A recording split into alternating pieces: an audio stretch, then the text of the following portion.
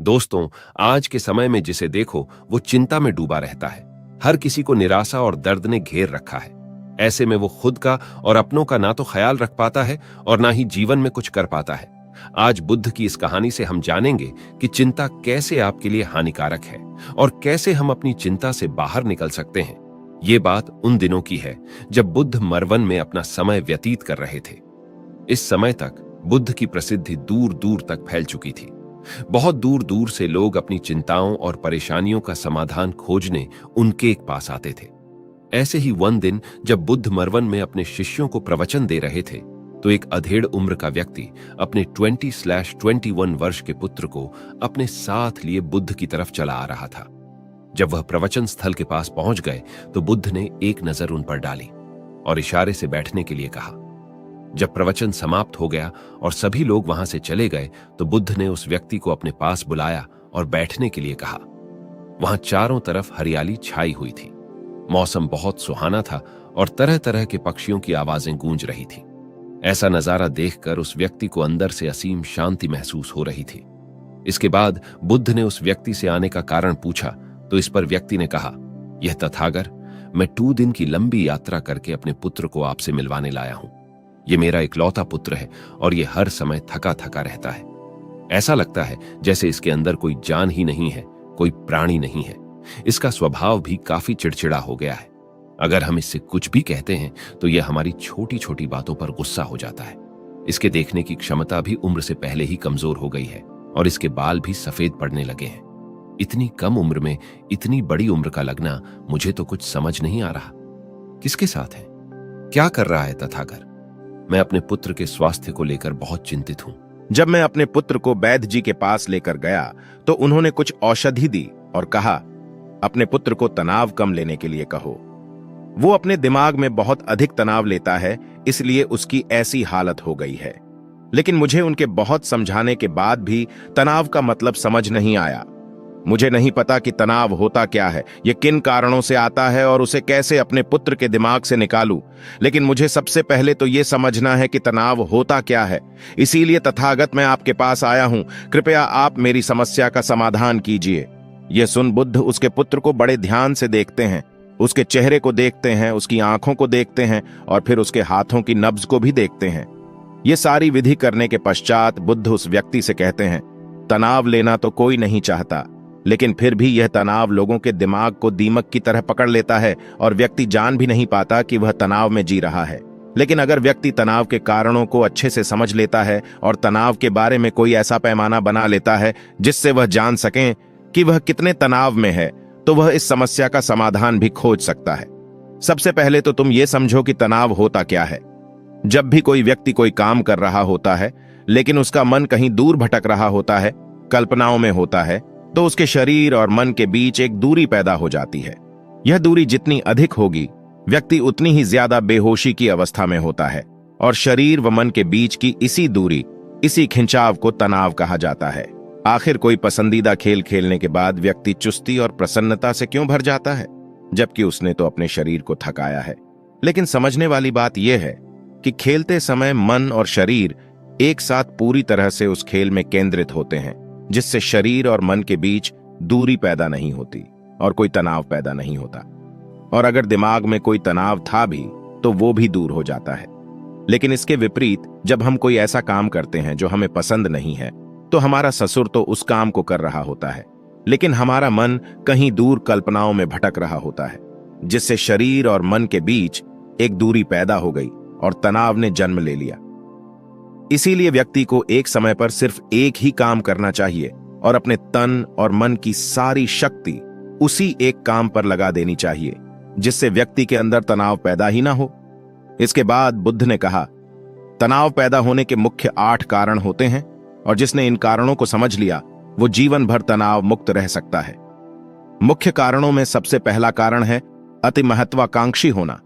महत्वाकांक्षी होना अच्छी बात है, लेकिन क्या कभी आपने इस बात पर ध्यान दिया है कि इंसान के लक्ष्य कभी पूरी ही नहीं होते। उसका एक लक्ष्य पूरा हुआ नहीं कि वह दूसरे की तरफ भागने लगता है, दूसरा पूरा हुआ तो तीसरे की तरफ, और इस तरीके से वो अपने लक्ष्यों को पाने के लिए जिंदगी भर गोल गोल घूमता रहता है। इसीलिए जो व्यक्ति अति महत्वाकांक्षी होता है, जिसने बड़े बड़े लक्ष्य बनाए होते हैं, वह वर्तमान में कभी रह ही नहीं पाता। उसका मन सदैव भविष्य की योजनाएं बनाने में ही व्यस्त रहता है। उसका शरीर तो वर्तमान में रहता है, लेकिन भविष्य में ही रहता है, जिससे मन और शरीर के बीच दूरी पैदा हो जाती है और वह तनाव भरी जिंदगी जीने लगता है। बुद्ध के मुंह से यह बात सुन उस लड़के ने कहा, बुद्ध, तो फिर इसका मतलब है कि हमें लक्ष्य नहीं बनानी चाहिए, क्योंकि लक्ष्य बनाना भी तो महत्वाकांक्षा ही है।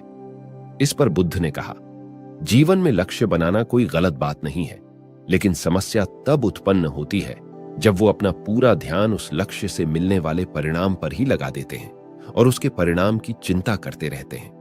व्यक्ति को वर्तमान में जीना आना चाहिए। आप लक्ष्य बनाइए और उस लक्ष्य की प्राप्ति के लिए कड़ी मेहनत करिए, लेकिन साथ ही साथ आपको इस बात का भी ज्ञान होना चाहिए कि आप अभी वर्तमान में जी रहे हैं और वर्तमान ही सत्य है। बुद्ध ने आगे कहा, तनाव का दूसरा सबसे बड़ा कारण है ईर्ष्या। जब व्यक्ति ईर्ष्या और जलन से भर जाता है तो उसका मन अंदर से सड़ने लगता है। ईर्ष्या एक आंतरिक घाव है। आंतरिक घाव यानी मन का घाव व्यक्ति के शरीर का घाव तो भर सकता है, लेकिन मन का घाव कभी नहीं भर सकता। इसीलिए व्यक्ति को दूसरे की खुशी और तरक्की से कभी ईर्ष्या नहीं करनी चाहिए, क्योंकि तनाव का कारण है। इसके बाद बुद्ध ने तनाव का अगला कारण बताते हुए कहा कि आरुषिपूर्ण काम करने से भी मन में तनाव पैदा होता है। जो काम करना हमें पसंद ही नहीं है, जिसका में हमारी रुचि ही नहीं है, उस काम में हमारा मन लग ही नहीं पाएगा। हमारा शरीर तो वही बैठा रहेगा, लेकिन हमारा मन कल्पनाओं की उड़ान भरेगा, जिससे शरीर और मन के बीच दूरी पैदा हो जाती है और व्यक्ति तनावग्रस्त हो जाता है। इसीलिए इंसान को हमेशा अपनी रुचि के अनुसार ही कार्य करनी चाहिए। अगर व्यक्ति ने यह पता कर लिया कि उसे कौन सा काम करना पसंद है और वो उसी काम को अपने जीवन का लक्ष्य बना लेता है, तो फिर वो काम उसके लिए काम नहीं बल्कि खेल बन जाता है। फिर बुद्ध ने कहा, तनाव का चौथा कारण होता है किसी दूसरे से अच्छा रखना। बुद्ध ने उस व्यक्ति की ओर इशारा करते हुए कहा, एक पिता होने के नाते तुम्हारी अपने पुत्र से बहुत सी अपेक्षाएं होंगी कि तुम्हारा पुत्र एक बहुत ही कामयाब इंसान बने, तुम्हारा नाम रोशन करे, जैसा तुम चाहते हो उस तरह का जीवन जिए, तुम्हारी हर बात मानी। लेकिन क्या आज तक कभी किसी की सारी अपेक्षाएं पूरी हुई है? जब भी कोई व्यक्ति किसी दूसरे से कोई अपेक्षा रखने लगता है तो वो अनजाने में अपने लिए तनाव पैदा करने लगता है। तुम्हारा बेटा तुम्हारे अनुसार काम नहीं कर रहा और वो नहीं बन पा रहा जो तुम उसे बनाना चाहते हो, तो निश्चित रूप से तुम्हारे दिमाग को तनाव पकड़ लेगा। तुम तनाव से भरा जीवन जीना शुरू कर दोगे और इस तनाव के बस में आकर तुम ऐसा व्यवहार करोगे, ऐसी बातें करोगे कि तुम्हारा अपने पुत्र के साथ संबंध और भी खराब होता चला जाएगा। इसीलिए व्यक्ति को जितना हो सके उतनी कम अपेक्षाएं दूसरों से रखनी चाहिए, और अगर पूरी तरह से तनाव मुक्त रहना है तो दूसरों से अपेक्षा रखना ही बंद कर दो। इसके बाद बूथ ने कहा कि शारीरिक कष्ट भी इंसान के तनाव का एक कारण होता है। जब व्यक्ति किसी शारीरिक पीड़ा से गुजर रहा होता है तो उसका पूरा ध्यान बस अपने उस शारीरिक दर्द पर होता है और वो पूरे दिन बस उसी के बारे में सोचता रहता है, जिससे उसका मन दुख के विचारों से भर जाता है और ऐसी स्थिति में व्यक्ति तनावग्रस्त रहने लगता है। यह सुन उस व्यक्ति ने कहा कि हे बुद्ध, शारीरिक दुख तो किसी भी व्यक्ति को हो सकता है, तो फिर क्या हुआ? व्यक्ति जीवन भर तनाव में ही जिएगा? इसका जवाब देते हुए बुद्ध ने कहा कि इंसान को यह बात समझनी चाहिए कि हमारा जीवन दुखों का आधार है। जैसे जैसे हमारा जीवन आगे बढ़ता है, इसमें दुख आते हैं, बीमारियां आती है और फिर अंत में मृत्यु भी आती है। तो बीमारियां इंसान के जीवन का अभिन्न अंग है, कोई इनसे बच नहीं सकता। बस किसी किसी के जीवन में ये समय से पहले आ जाती है तो किसी के बाद में पढ़ाती सबको है। जब इंसान का मन इस बात को अच्छे से समझ लेगा तो फिर वह अपनी बीमारी के बारे में सोच सोचकर ज्यादा तनाव नहीं लेगा, क्योंकि यह हमारे जीवन का अभिन्न हिस्सा है और इसके लिए व्यक्ति को शारीरिक रूप से भी अभ्यास करते रहना चाहिए। अपने जीवन में व्यायाम और स्वस्थ जीवन शैली को भी जगह देनी चाहिए ताकि उसका शरीर लंबे समय तक निरोगी रहकर सही से काम कर सके। तनाव का अगला कारण होता है अपनी योजनाओं को समझने के लिए समय न देना। कुछ लोगों के दिमाग में कोई विचार आया नहीं है कि वो बिना सोचे समझे उस पर काम करना शुरू कर देते हैं, और जब उस काम में उन्हें असफलता मिलती है तो वह तनाव से भर जाते हैं। इसीलिए व्यक्ति को समय देना चाहिए, समय देने के बाद ही उसका काम पूरा होगा। तनाव का अगला कारण होता है अपनी योजनाओं को समझने के लिए समय न देना। कुछ लोगों के दिमाग में कोई विचार आया नहीं है कि वो बिना सोचे समझे उस पर काम करना शुरू कर देते हैं, और जब उस काम में उन्हें असफलता मिलती है तो वह तनाव से भर जाते हैं। क्योंकि उन्होंने उस काम को शुरू करने से पहले उसके बारे में पूरी जानकारी इकट्ठा नहीं की थी। इंसान को कोई भी काम शुरू करने से पहले उसके अच्छे और बुरे परिणामों के बारे में ठीक से सोच विचार कर लेना चाहिए। इंसान को इस बारे में भी सोच लेना चाहिए कि अगर ये योजना सफल नहीं हुई तो फिर इसके बाद मैं क्या करूंगा। इसलिए व्यक्ति को अपनी योजनाओं को ठीक से समझने के लिए पूरा समय देना चाहिए, ताकि बाद में उस योजना की वजह से तनाव पैदा ना हो। तनाव का 7वां सबसे बड़ा कारण होता है टाल मटोल करना, आज के काम को कल पर टालना। आप लोगों ने यह कहावत तो सुनी होगी कि आलसी इंसान के शरीर का सबसे बड़ा शत्रु है। इंसान आलस्य की वजह से आज के काम को कल के लिए टाल देता है और फिर काम को टालना उसकी आदत बन जाती है। काम को कल पर टालने वाले व्यक्ति का काम कभी भी समय पर पूरा नहीं हो पाता, और अगर किसी तरह से पूरा हो भी जाता है तो वह उतना अच्छा नहीं हो पाता जितना अच्छा उसे किया जा सकता था, और फिर यह बात व्यक्ति के अंदर तनाव पैदा करती है। लेकिन काम को टालना या काम को एकदम अंत समय पर करना एक आदत है। इसीलिए व्यक्ति ना चाहते हुए भी बार बार अपनी इस आदत का शिकार बन जाता है और काम को टालता रहता है, और फिर जब काम की समय सीमा पास आ जाती है तो वह तनाव से भरकर काम को पूरा करने का प्रयास करता है। इसीलिए तनाव मुक्त रहने के लिए व्यक्ति को काम को टालने की आदत छोड़नी पड़ेगी, और यह तभी संभव है जब व्यक्ति काम को समय से पहले खत्म करने का निश्चय करे। सबसे आखिरी और सबसे प्रमुख कारण जो तनाव का होता है वो है ज्यादा सोचना। लगातार सोचते रहना भी एक बीमारी है, और यह उस व्यक्ति में सबसे ज्यादा पाई जाती है जो कपोल कल्पनाएं करता है, जो अतीत की घटनाओं और भविष्य की बातों के बारे में सोचता रहता है, जो बेवजह के अनुमान लगाता रहता है। इसीलिए व्यक्ति को ज्यादा सोचने की आदत पर लगाम लगाना चाहिए। इसके लिए जितना हो सके खुद को काम में व्यस्त रखना चाहिए, और हर दिन ध्यान का अभ्यास करने को अपने जीवन का हिस्सा बना लेना चाहिए। बुद्ध के मुंह से यह सारी बातें सुनकर उस व्यक्ति ने हाथ जोड़कर कहा, बुद्ध मेरा पुत्र तो अभी मात्र 20 वर्ष का ही है, और इसमें अभी इतनी समझ भी नहीं है कि यह आपकी बताई सारी बातों का एक साथ पालन कर सके। आप कृपया करके तनाव मुक्त रहने का कोई आसान सा तरीका बता दें, जिससे मेरा बेटा उसका अनुसरण भी कर सके और तनाव मुक्त भी रह सके। उस व्यक्ति की यह प्रार्थना सुन बुद्धि ने कुछ सोचते हुए जवाब दिया, अगर तुम इतनी सारी बातों का पालन नहीं कर सकते तो इसके लिए एक बहुत ही आसान विधि है।